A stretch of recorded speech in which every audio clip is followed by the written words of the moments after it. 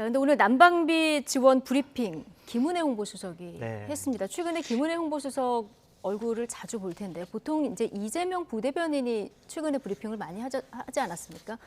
그런데 이재명 부대변인이 사퇴를 했더라고요. 그 이유를 보니까 어떤 대통령 순방 일정이 맞아요. 언론에 노출된 네. 이 부분. 근데 설명이 좀 두루뭉술하다 이런. 두루뭉실해요. 왜냐하면 그것이 예. 기자들과의 단체 SNS 방에다가 그것을 올렸는데 한 기자가 그거를 어느 기업체 대관 담당한테 유출을 해가지고 예. 그게 이제 또 알려져가지고 이재명 당대표가 이재명 부대변인이 예. 당대표가 아니고 죄송합니다.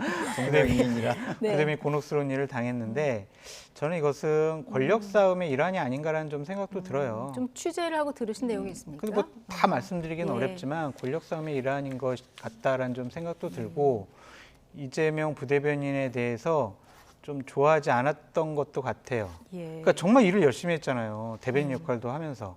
근데 저런 일이 벌어졌으면 예전에도 저런 일은 그냥 있었던 일이거든요. 예. 자, 기자들에게 그 대통령실 출입 기자들에게 순방 일정을 알려줘요. 근데 그거 기자들이 내부 정보 보고 안 해요? 해야 될 거 아니에요, 그거. 그래가지고 방송사나 언론사에서도 특집판 마련하고 그러면 우리 보도 어떻게 할까 다 조정을 해야 되잖아요. 그것을 문제 삼는다는 것 자체가 전 이유가 안 된다라는 생각이 들고 또 하나 우스갯소리로 말씀드리면 이름이 마음에 안 들었을 수도 있다. 자꾸 이제 언론에 나가는 거 보면 이재명 대통령실 부대변인은 하니까 네. 이제 좀 나이 드신 보수 쪽에 계신 분들이 네. 아니 지금 윤석열 대통령 시대인데 왜 이재명 대통령이라는 얘기가 자꾸 들리냐 막 그런 얘기도 했다고 하더라고요. 예. 그러니까 하는 우스갯소리인데 좀 이름 때문에라도 네. 여러 가지 불이익을 받은 것이 아니냐라는 생각이 듭니다. 장성철 소장님께서 주변에서 들은 얘기와 함께 네. 추론한 이야기를 지금 들으셨는데 어쨌든 김은혜 지금 홍보수석이 대변인, 부대변인, 네. 홍보수석까지 네. 1인 3역을 해야 되는 상황인데 네.